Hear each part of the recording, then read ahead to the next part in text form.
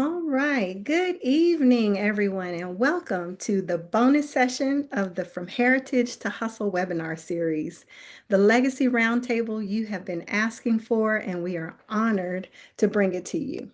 Over the past few weeks, we've gathered powerful voices to explore what it truly means to build legacy through systems, strategy, and storytelling, rooted in the lessons of Black Wall Street and align with the future that we're all co-creating.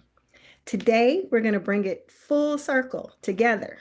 I think this session is going to be cutting edge, possibly a bit controversial, but that's why we're here to be innovative and thought-provoking. So let me start with introductions.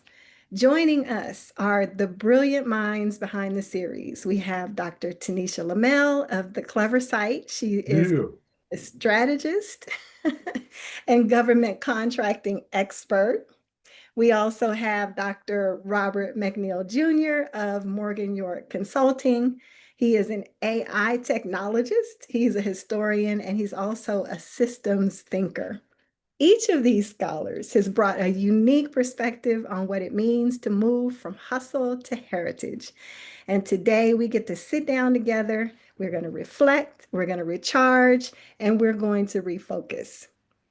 I am Dr. LaRachelle Samuel Smith. I'm a researcher, I'm a storyteller, co-author of Black to the Future, and co-founder of Table Salt Group.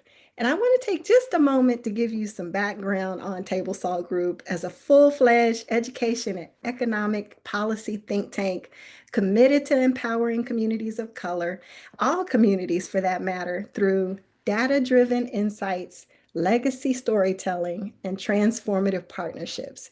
So instead of me going any deeper on what that really means, let me allow our clients to give you a better understanding. So I am going to share my screen. I need a little help from you all, make sure that you all can see it.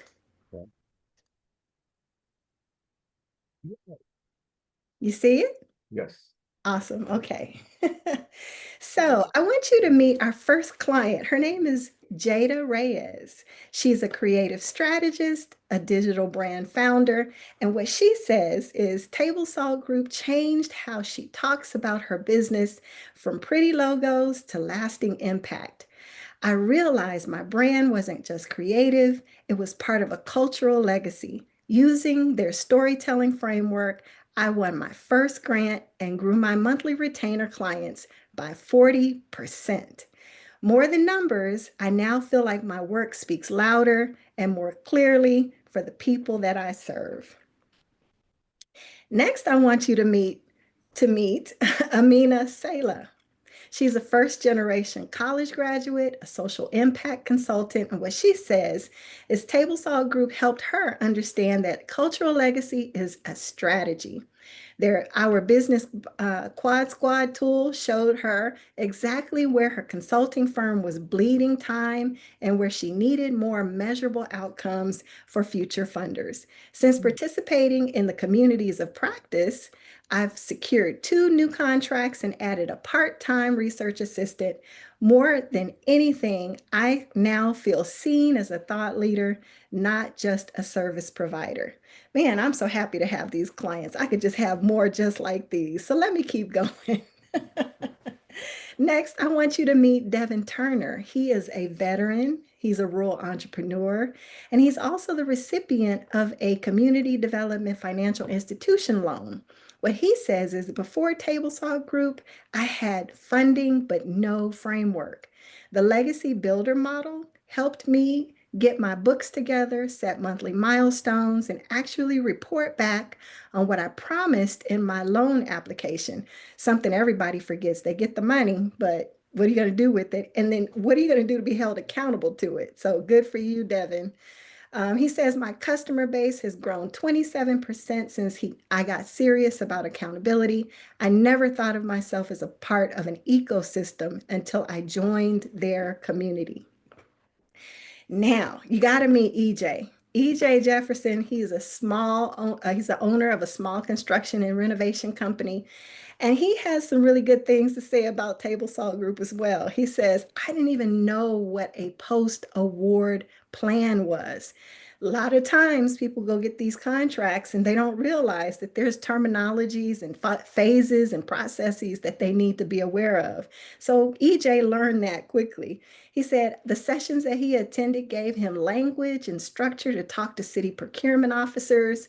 He now tracks every dollar tied to his contracts, reports his milestones with confidence, and can actually show how his work creates value in the community. That shift helped him win a second contract and position his company as a trusted vendor, not just a one-time hire.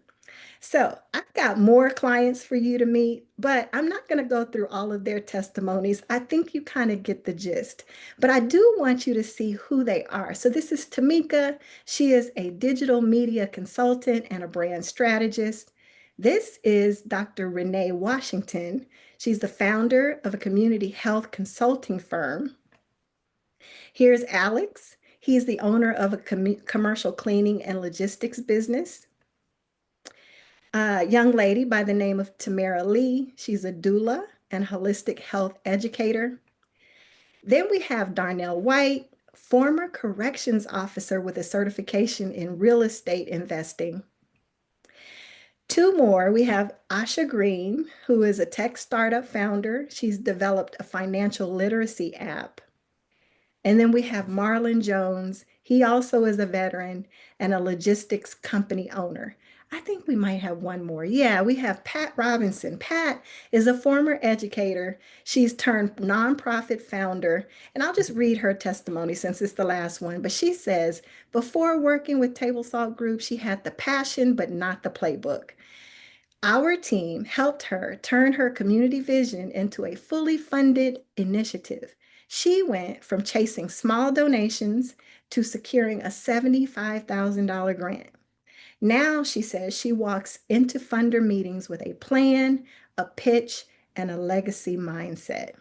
Man, I love my clients, especially when they come with the stories like that.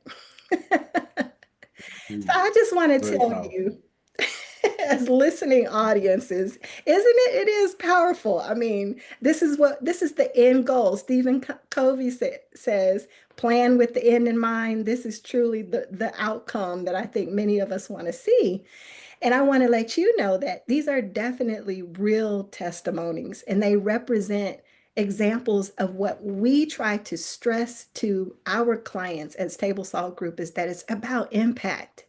You are making a change in someone's life or in someone's situation. And this impact is a blend of storytelling and data that connects with people measurably because you see, what they quantify in terms of their success, and it connects with people emotionally. But I think it's no surprise when I tell you that these are not real people. These are examples of the power that AI has to help you as a business owner better understand your customer and to help you to develop your business goals.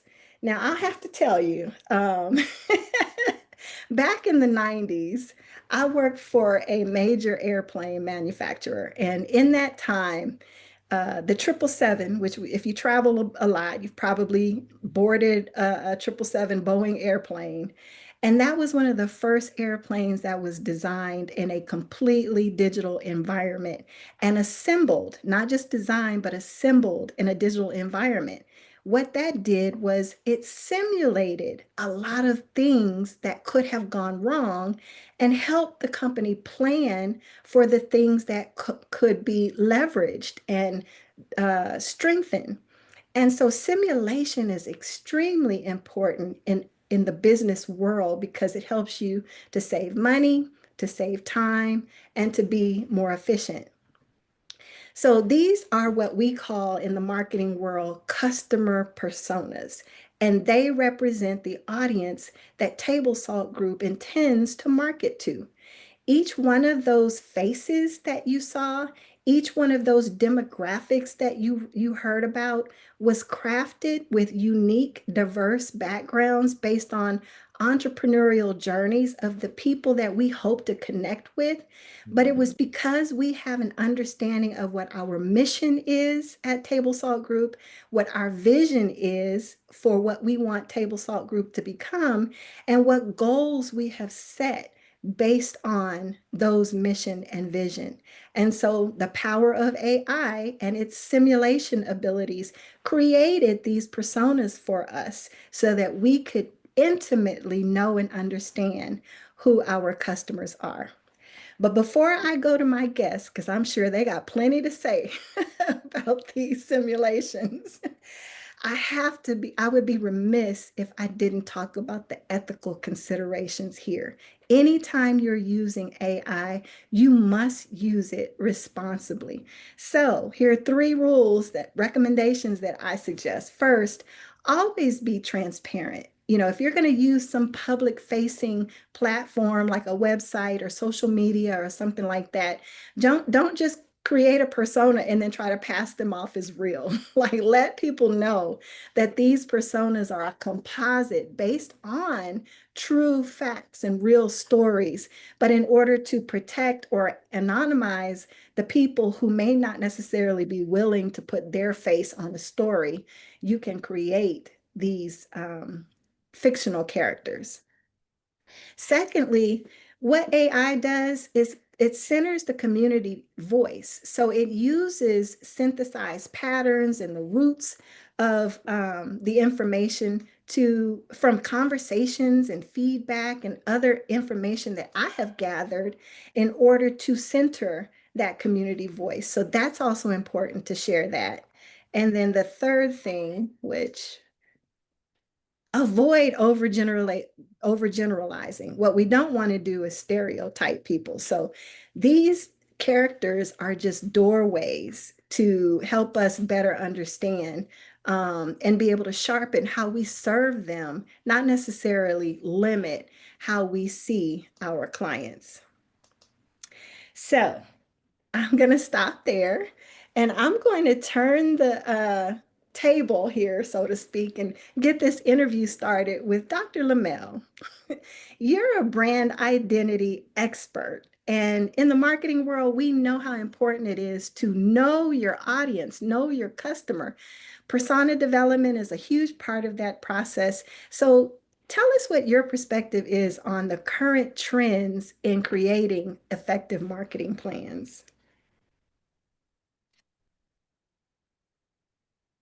Oh, you're on mute. Got it. Okay. Wow. That was great question, by the way, and love the use of AI there because creating that customer avatar or that ideal client, whatever you want to call it, is so important in branding. It really is one of the first things that you have to do. And people get excited about creating the product and they have a skill, they have a service, they have something that in their mind is amazing, but you have to think about who's going to buy this and who is the person that is going to want this service, that is willing to pay at the price point you've set for this service or this product. There's so much that goes into that. So I think being able to use AI to assist with creating those personas, I think is definitely a benefit because you're going to be able to think about things outside of your immediate circle, right? You're going to be able to think about things beyond your immediate experience, and it really does help you to draw on who your client persona is. You'd be surprised at how many business owners I work with, regardless of how long they've been in the business, regardless of how many products or services they've sold, they have no idea who their ideal target market is. They don't know who their client avatar is. They don't know who they're selling to.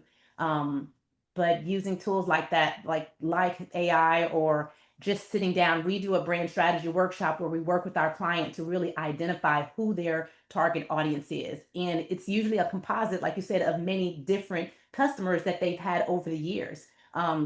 You may have that one perfect client that meets all of the things that you want in a client, but that's very, very rare, right? So you want to see, okay, take the good parts from each one and say, okay, how do I like working with this personality? How do I like, how do I like working with people in this profession? How do I like working with these types of mindsets and so forth. So it's really, really important. It's one of the most important things in branding is understanding your client avatar.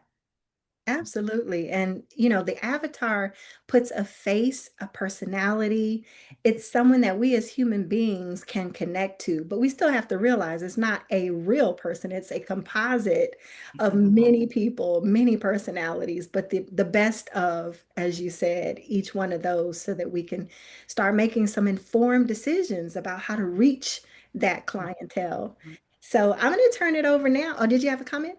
I would say it's the best of, and sometimes also looking at the worst of too, because that's a big part of who you want as your client and who you don't want as your client. Okay. And sometimes you have to ask yourself, okay, is this person right for me? And maybe they have the budget for you, maybe they have they show up with everything else, but maybe the person's values are not in alignment with yours. So Mhm. you have to look at both sides of it. Yeah, and before we go to Dr. McNeill, because I know you got a lot to say about this too, I have one more point that just came to my mind. In addition to the persona of your ideal client or not ideal client to avoid, um, everybody's business model is different. So if your business model is not B2C, business to client, maybe it's B2B, business to business.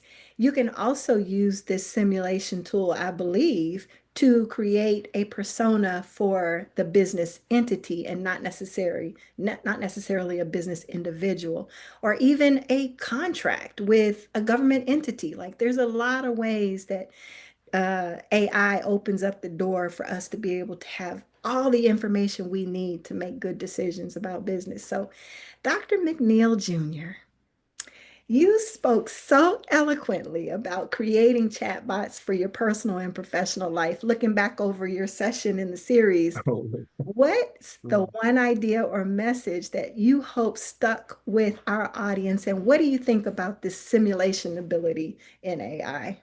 Hey, well, I like the simulation ability.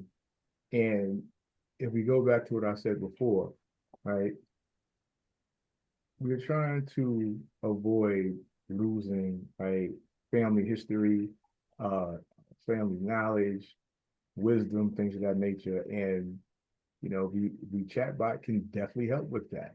You can definitely train it in the tone and in the knowledge of whichever family members, right, that you value what they have to offer there. And so that history can also, the chatbot can act as a teaching tool in the history of the family. Right. So, kids may be 6 or 7 years old and they're like, well, who their great grandmother? And they're like, I don't know. They might put the wrong name in and all that. So it kind of, helps them to know who they are because you have to know, where you've been and know where you're going. So um, I think it's a great tool for that. Right. Yeah. Break down for us what a chatbot is because I don't know that everybody grasps that concept. I equate it to, as we were growing up, and I Mhm. think it's so important because as legacy is a part of one of our core values, we talked about this in your session as well. You have to teach AI the truth about your lived experiences, and everybody has an individual one. Every community has one. Every organization has one, and we have to be sure to teach it instead of somebody else who has no clue, maybe basing it on some stereotypes or some experiences that didn't align, right? So chatbots are to me what we used to look on the wall and we used to see pictures of our loved ones who are no longer with us, and all we had was that static image of them. Mhm. Whereas a chatbot does something different, right? Yes. Well, it's two different types, right? So you could have one where, let's say you work for an insurance company and they might have a chat bot based on all their information.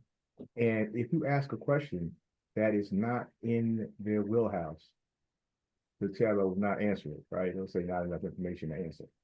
Then you have other chat bots that if it gets out of that information source, it will go out to open source, so out to a chat GPT, right? So then it will come up with whatever the best answer is for that, right? So a lot of businesses when they make chatbots, which is only a better or another way, right, of you having a way to answer a question like a Google, right? But Mhm. but it's running off of information that you supply, that you've given it, right? And then it gets a little better because you can actually train it. And how do you train it? You actually like can see what it answers, and you can say that was a good way, right? Next time, don't do that. You need to do this, and that's the part of it sometimes that people miss, right? Because I have a life coach bot for more than yours, but I have to actually go through it every night and see like, okay, how do you answer that, right? Because I've trained you, but just like anybody, right? Just like if you got someone new, like a new life coach, and I'm sitting in on the meeting, sitting in on the session, right? I'm gonna say, you did a whole lot of telling, and you want to ask more questions than tell people things, right? So you got to go into that too. So I'm training it like ask more questions, but then some things they want a direct answer, like how do I start a business? We want a direct answer, right? Mhm. But then it might be like, so what type of business and why? So it's all about the training of it, right? You have to really get in there and make sure that it's giving out the output that you want it to have. Right? Yeah.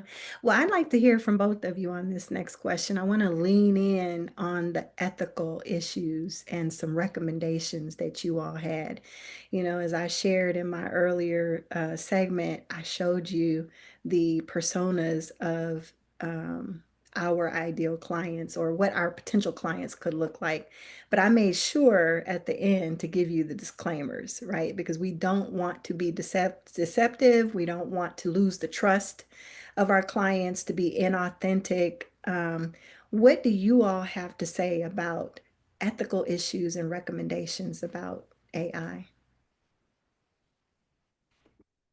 One thing I will say for sure is, first of all, if you remember that AI is not perfect, right? That the chatbots, like you said, you have to teach them and they have to learn, and always understanding that you don't always know where that information is coming from, right? That AI is feeding back to you, whether it be your chat GPT or the simulation or whatever. But you've got to know that there are some limits there.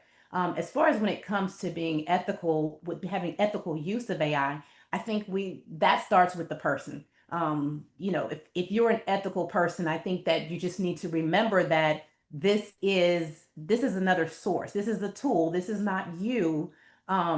You're pulling information from different places, and so how you present this information is going to be very, very important. And I think someone that is truly ethical, and they build a business, they have a reputation of being an ethical person, they're going to be questioning themselves the entire time as they're using the tool. And if you're not, I would want to encourage everybody to say, okay, remember that you may have put some great ideas in here, but what's coming out to you is something that was manufactured, right, through technology. And so um taking that extra step to weed through that, whatever the output was, and still massage it and make it your own, so that you're not just spitting back something that was spit out to you via the chat bot or whatever. And it's important to do that, not only because it's ethically right, but also too, simulation. Like you said, you can simulate every scenario in your mind or in our mind, but at the end of the day, how many times have we seen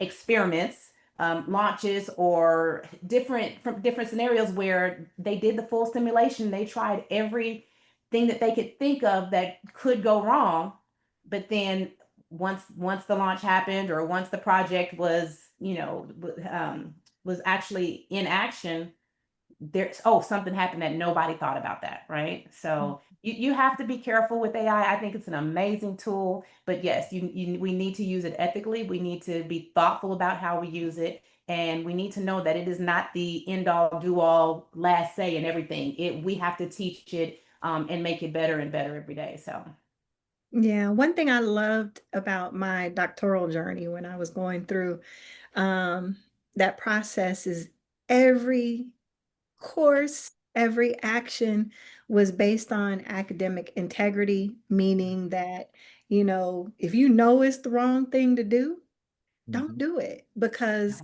your scholarship and the body of knowledge is dependent upon the integrity of the information. So I'd like to hear your thoughts. Dr. McNeill, what do you think? I would say that if we remember how the internet was when it first began, right? Yeah. And Yeah. and that, the early adopters, right, were pushing the limits on a bunch of things. And after a while, people said, wait a minute, this is kind of ridiculous now. We're gonna have to clamp down on a lot of these issues with sites and who can get on the sites and what sort of materials on the sites. I really think that AI is going to go through the same thing. I think right Mhm. now we're in the wild west stage of AI. People may not want to admit that, but yeah, it's definitely the wild west right now. Um, what you can do, um, what people understand, because you know the average person may get on AI for whatever sort of function that they want, and if they're not good at prompting, they'll be like, "This is not working. Like this didn't give me what I want." It's AI stuff, and not good. But the people who are good at prompting, I mean, let's think about if you guys heard about like the lottery deal um, here in Texas. The gentleman who actually found, I think, like over almost like almost like a million or a high 800,000 ways that numbers, lottery numbers, could come out using AI. Mhm. And they went and they bought those 800,000 different variations and they hit. Mm, But what they hit for, like, let's just say they did a million, they hit for like 15 million or 16 million, right? And from there, like, they've stopped you being able to buy tickets online. mm. You can't buy lottery tickets anymore, like online. Like, yeah, because they shut down the whole process because it wasn't going to stop. Yeah, Once they had those algorithms, once they knew the numbers, it was just like every day we had that. Every time a lottery goes, we're hitting. yeah, yeah.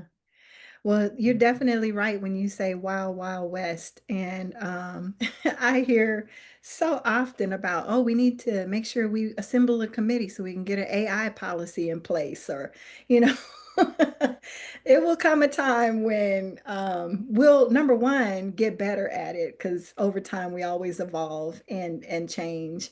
But there's going to be some regulations, I think, coming down the pipe that will certainly have a lot of influence on how AI is used. So this is interesting time. It's a time of opportunity to use it, in a way to learn, and see how it best fits your needs. So when that time comes, you can be ahead of the curve. Absolutely. Definitely. Yeah. And a way to get it at Mhm. where it's not so costly right now, Mhm. right? Because if we've been around long enough to kind of watch these trends, right? So we watch the websites, and then right we watch social media, mobile apps, we watch all these things, and right, it seems like if you got into it early enough, right, wasn't that bad. But then once you kind of miss that little circle, now it's kind of like that little time zone. It's like, think about it. Social media, probably, as you know, Dr. Lemelle, it's very hard to compete social media wise, campaign wise, for corporate America Right. at this point. Right. Right. Whereas in the beginning, when it first came out, hey, you might have got some traction dealing with, but once they got the message, I Yeah. mean, you got to put out a lot of money to deal with them. Right. So Absolutely. kind of pass by the small guy sometimes. Yeah. Yeah. Well, I assembled this group especially because of your research interests. And I know where we all intersect is our passion and desire to help small businesses, regardless of the segment, whether it's women or veterans or minority owned. Each of us has added to the body of knowledge in terms of what that means. And so I want to change the direction of our conversation now, and I would like for you all to just give us a bit of context about your research that you did, or have done or continuing to do. And then I want to talk about the current landscape of where we are in terms of opportunity for Black entrepreneurs or MWBEs. And what do you see the state of affairs right now? So, Dr. McNeill, why don't we start with you? Sure. Well, I did my research on African American women entrepreneurs, and I wanted to get their lived experiences when it comes to the intersection of race, class, and gender. Right? Exactly what they have to go through, and it was through the lens of Dr. Judith Butler's theory of performativity. So basically, to take something that's very dense and make it very simple, right? It's basically dealing with the fact that women are sometimes expected to act a certain way and have certain behaviors and be in these spaces with men where certain things are expected of them. And the reason why I did the research is because most of the people who were writing about African American women entrepreneurs were like white males or black males or white women. And I was just like, but is anybody talking to them? Like, I didn't see a lot of how do you feel about it? And it was great because the one thing, and you would, may think like, well, you should have known that. But one of the things that I found out is that, family, their family is big into why they become entrepreneurs. They want to be able to, pass something down, but they also want the autonomy to be there for their children as well. Right. And that's a big thing. And they're very community minded, very community minded, like, even almost to a fault at times where it's like, I want to make sure that I'm doing right by the community and I want to make sure I'm doing right by my people. And people may not know, how big a deal that is when African American women entrepreneurs. And I just want to ask you two ladies, like, how do you feel about that? Is that kind of right? Off? What do you think? Resonates with me. That's why we're here. On, absolutely, yes. Especially when we say almost to our detriment. Sometimes we take on, um, the community side or the passion for wanting to help others, to leave legacy for our family, almost to our detriment. We're so committed to it. So I'm spot on. Yeah. Talk a little bit, Dr. Lemelle, about your research because I think it segues well into what your work is all about and how you did it through the lens of government contracting. Yes, well, I worked on identifying best practices for minority and women small business owners in government contracting. And I was able to create a framework or a platform of best practices that we can use with all business owners, really. But what was very intriguing to me as I was doing my research, was that we often hear about the reasons why minority and women small business owners struggle when it comes to government contracting, when it comes to getting the larger contracts and so forth. But when I started researching, okay, well, there's a good number of us that are out there actually winning these contracts. So I wanted to dive into that and say, okay, what are you doing? What is it? What's your framework? How are you getting this? Um, and it's that you talked earlier about the integrity of information, being able to speak with people that were actually doing it and having that information.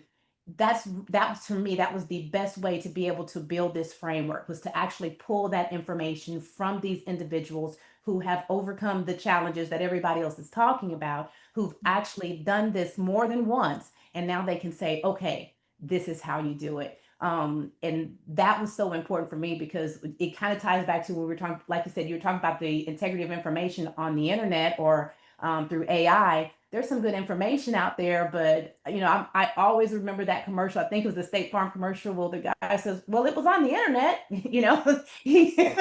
and so, but doesn't necessarily mean it was true, right? Just because the chatbot said it wasn't true. But here, I had the opportunity to speak with five minority and women small business owners, not five, I'm sorry, 15 minority and women small business owners who had multiple successful government contracts. So to being able to pull this information from them and to be able to share it with others, from me, is so important.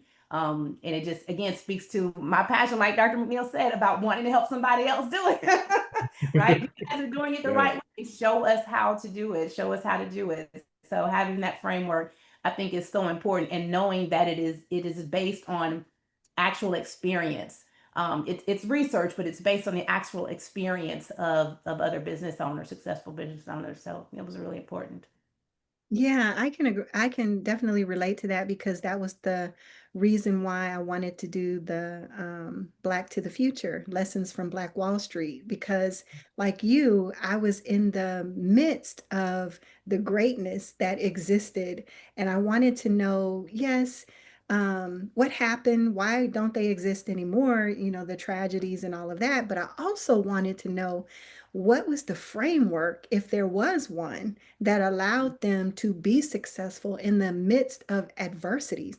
You know, they packed up. I did in my segment last week individual bios on those folks like O.W. Gurley and J.B. Stratford and A.J. Smitherman. All of them were from the South. All of them moved to that area. And when was the last time y'all picked up and moved to another state? That don't happen these days. Well, I mean, I know you're from the East Coast, Dr.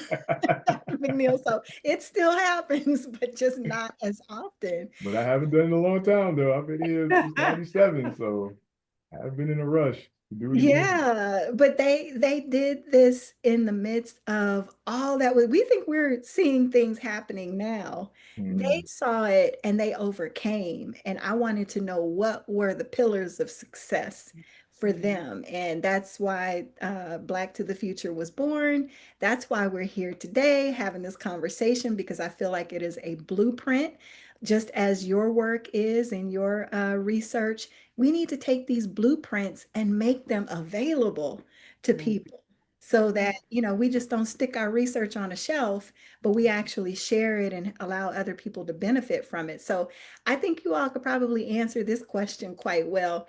In your opinions, what where do you see most growth opportunity for entrepreneurs of color, all communities of entrepreneurs? Where's the growth opportunity in your opinion? I, well, I think there's definitely growth opportunities in collaboration. I do Mhm. believe that just because of the amount of opportunity there is in government contracting, the where else are you going to find contracts of that size, right? But in order to really experience true growth and to prepare ourselves for those types of contracts, we have to collaborate. So the opportunity for growth is going to be in us coming together, working together, building these strategic partnerships, these joint ventures, and going after those larger contracts. I think there's a growth opportunity in that, in us as a people coming together to work together and figuring out, okay, like you said, what was that framework? We don't have to recreate the wheel. It's been done multiple times. Let's look at that framework. Let's look at the blueprint and let's build from there. Like you say, but we hear about the struggles all the time. We hear about the challenges all the time, but let's look at what did work. Let's look at that. Let's look at that successful that community there in Oklahoma. That's why Black to the Future that is so important and so relevant in this day and time. Yeah. Collaboration, easy to say, but Ugh, sometimes so hard to do.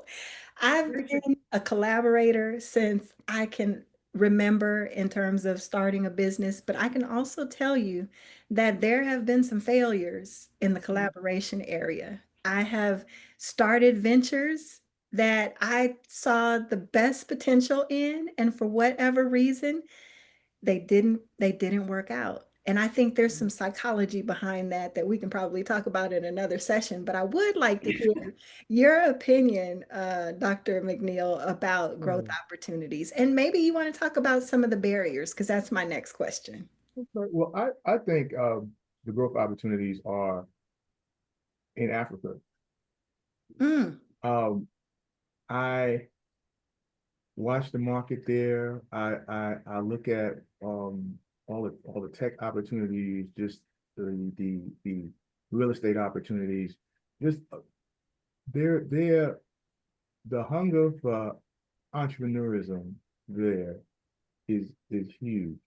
And it just doesn't, a lot of times they don't have the right guidance, right? Because if you're getting into a heavy capitalistic environment, right, from actually trying to wiggle your way some way, shape, or form out of colonialism, right? Mm, And you have these these type of markets. You need people who've had to deal in these things before, right? And I think nobody has more like experience with starting from a little bit and trying to get a lot than the African American entrepreneur. And I think we have to deal with the global situation here. Um, right in the vein of collaboration, but actually, having collaboration um, across continents and seeing what your products and your skill set, right, maybe better used and better served. My wife thinks I'm insane because I have an app for like high rise apartments in Kenya, and I'm always like, getting out of here, it's not sustainable. Retirement? Oh, I'll be out of here. And she thinks that I'm so crazy because I like friended on LinkedIn. I just started LinkedIn like professionals from Kenya, like left and right. Like, okay, so when I get down there, I know who to deal with, get over it because I'm looking at my parents, who retired well and everything, but I'm like, you guys ride around for gas to find the cheapest gas and things. And they live in North Carolina and there's a store called Harris Teeters. And my father, excuse my language, calls it high ass teeters and will not go by there. And I'm like, I don't know if I want to live this way, like doing all these things. But they grew up on, the pillars of the middle class Black people, right? Which is to be frugal and be right with your money. And I'm a little different. I kind of like want an abundance of things, right? So I'm kind of looking at other places, not to say that it can't be done here in America, but I also, kind of want options, right? And when I go somewhere, so I think there's a lot of opportunity dealing in the global market, right? And being in mm. charge of that. Now that is definitely abundance thinking. And we need more of that because I see a lot of people still in scarcity mindset and don't think beyond the neighborhood that they live in, let alone packing up and moving to Africa, Yes, yeah. Interesting Kenya, conversation. Ghana, wherever that may be. Yes, Funny you say yes. that because when you mentioned, you said the next question was going to be about what the barriers were. The first thing that came to my mind was the mindset. Our Mm, mindset is our largest barrier to growth. We have to be able to think outside of the box. We need to be able to think outside of our immediate circle or situation. We need to be able to think globally. mhm, And so the mindset I really feel like is our largest obstacle to growth. And if we can have mhm. that kind of mindset, thinking globally, looking beyond what's right in front of me, in exploring new opportunities, then I think Yeah, growth is always an option. yeah. Well, let's talk about the future. There's so much in the news today about changes under the new administration. How do we hold institutions accountable now? Not just for the access that we're looking for, but for the equity that we need to see in some of the outcomes that we're striving for. I think business people, entrepreneurs, people that have to lead the way, and because it comes down to money, right? It comes down to money, and it really comes down to look, like Dr. Claude Anderson says, I'm real big into what he talks about, and it's like, don't get me wrong, I'm not trying to take the vote away from anybody. I don't think voting is important, but where's the money going after the vote, right? Like if we have a super PAC, I know that they do exist for African Americans. One of my coworkers said she knew somebody that was involved in one that's African American, so I know that they do exist. But it's like, look, if we give you this amount of money, we holding you to the fire. It is, but I mean, with without that, again, it's kind of like, well, votes, yes, we can get it on the voting end, but we've been through that, right? And we have to realize that we're still a minority in this country. So when we come out and vote, sometimes it still doesn't go the way in which we would like. So now it's kind of like, okay, so now let's get to the money. aspect of it, right, is where is how I think that we hold into the fire. Yeah. You're absolutely right. You're absolutely right. The almighty dollar. It's where we spend our black dollars matters, and we are seeing that with the recent boycotts and the different things that are happening now. Um, Voting is important. Like I agree, but like I said, what it comes down to, how are you spending your dollar? Are you supporting other black businesses, or are you supporting the businesses that are not supporting us? Not to say, buy black. I try to buy black whenever I can, but I can't do it 100% of the time realistically. But I'm definitely not going to go spend my money somewhere that I know they are not supporting us, or they are not keeping their words. Even the situation with Target, as we saw, or as we are seeing play out. Yep, did I just lose y'all? My screen went away. Can you hear No, me? we see you. Okay, sorry. Yes, the dollar. We have to speak with our dollars. We have to speak with our money, because Yeah. that's what they hear. Yeah. Definitely, definitely. Even on the candidates, right? It's like, hey, we know you Absolutely. need these spots, you need this amount of money to run, right? Hey, Mhm. if you need money from here, this is what we're expecting. And hold them Right? accountable. And we Hold. see that, and it really needs to start on a local level, right? Mm. Absolutely. It needs to start on a local level because I think someone told me just to run for a city council, you need about $250,000 at your disposal or something. I don't know if And so that's many right, wrong, or signatures indifferent. of support. Yeah. It's Yes. it's more than a notion. I would say in terms of accountability, we need to allow ourselves to be held accountable. And what I mean by that is, I'm a huge fan of Dr. Claude Anderson. I watch Dr. Boyce Watkins. Yeah. There's a young man coming out of New Orleans that I've really liked his story. He's the Wall Street Trapper. So if you're Yep. familiar with them, they're out there, they're doing their thing. And there's so many of us who are. But when it comes to barriers, what I have recognized is that sometimes we shut down, I think, when others try to hold us accountable. And I think that, some of that stems from some of the reality TV shows that we watch sometimes. You see these ladies get on these shows and they are, you know, tearing each other down. They're doing things that aren't collaborative. They're Mhm. certainly not community building, but I don't know what happens behind the scenes. Some of it is sensationalized for television, and what we see may not always be the truth of what it is. They call themselves sisterhoods, and I'm sure they are good friends at times, but um, I don't know. We need to either allow our community to hold us accountable and not be so quick to, want to go off when somebody tells us something that we don't want to hear, or shut down and don't talk to people anymore. I'm guilty of all of these things. So I'm not trying to say, I'm better or above, but I'm just calling it out for what it is. You know what I mean? Mhm. Well, that's an excellent point because I was watching social media and I was watching Wallow, and Wallow was speaking about how just because you have a black business, why are you leading with that? When you have a business, and I understand where he was coming from, but I'm saying like, wow, look at what has led to this, right? Mm, What has led to this is, the bad service or the bad products and the, people wanting to support, but not getting the quality or the customer service in which they, thought that they should have had.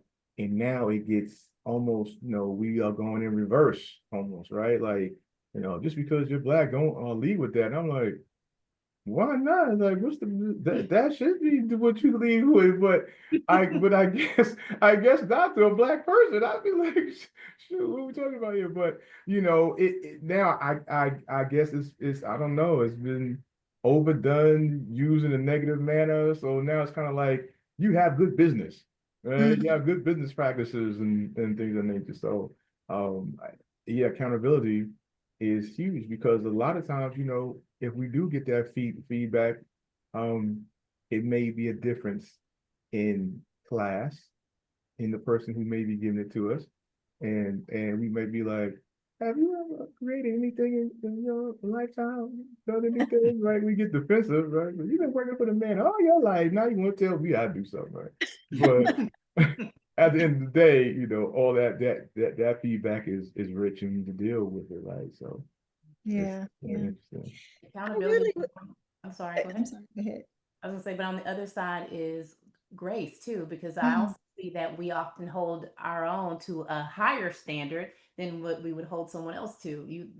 We want our own to negotiate our prices, but when you go over to the non-minority business owner, you don't even question it. You're not going to try to negotiate it. You're not asking them why they're charging this price. You choose to pay it or you don't, right? But mhm. there is that lack of, I don't know, is it a lack of respect or just familiarity or whatever it is, but we also have to show each other grace in business, because especially as new business owners, because we don't have the same access that they have. We're not buying things at the same price point that they are buying. For the most part, they're buying in volume because they were approved for the grant or loan, or just had the heritage, the inheritance or whatever. So it's a different situation. I think sometimes we get judged much harder by our own, and they expect so much more from us, and it's really not fair. It's really not fair. Just having to always defend your business. Sometimes it's just easier to work with somebody else that understands your value and is ready to pay, because they understand that, okay, this is an excellent product, this is an excellent service. I'm not looking for this person to discount me just because she's a small business or she's a minority or whatever the case may be. So there have been times when I pay more for a product or a service simply because I want to support the business. Mm. Um, I try to, but I know that.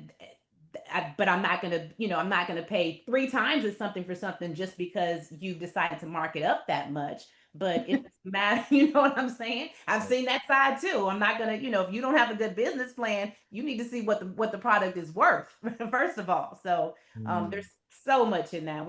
That could be like I said, a topic all to itself, is how we support each other, and the challenges that we have or that we make for ourselves in business, and so forth. But, You make a good point. It makes me think about transparency.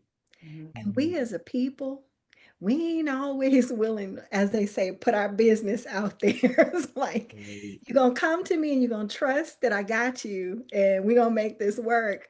And transparency isn't always top of mind. And I think that's a cultural thing that we've got to understand a little bit better. But it all boils down to trust. And when we're in business, we're trying to build trust with our customers. And so that's, like I said, sometimes easier said than done. But as we get ready to close, my gosh, this time went by so fast. I would like to know from you all, what are some personal shifts that you might have experienced here recently since the from heritage, I'm sorry, from hustle to heritage. I don't even have the name of my own program. It's Thursday. It's a long day, Right? We almost there. right? It's totally From understandable. heritage to hustle. Since you have been a part of this, give me some of your own personal shifts and takeaways.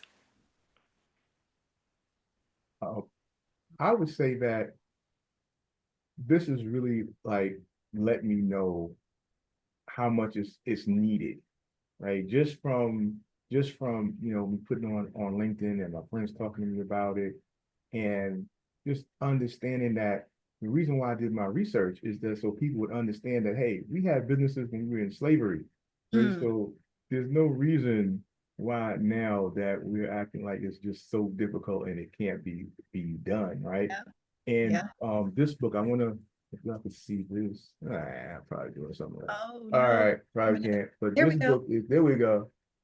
This book changed my life, Uh-huh. right? The encyclopedia of African American business, of Black business. Oh, that's And awesome.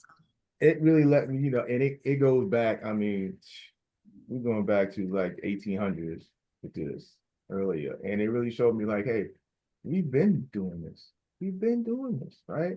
So we have a heritage of hustle, right? Like Mhm. we've been doing this, but it's just about like remembering that, right? Sometimes you have a short memory when you don't know things, right? So it's kind of like No, it's been happening in banks and construction companies and you name it. We've done it. So this whole program, right, just helps me to really reinvigorate me, right? And I'm just like, okay, you know, we need to keep for lack of a better term, spreading the gospel, right? Mm. And fighting the good fight that is Amen to that. right? Amen. About you, Dr. Lemelle?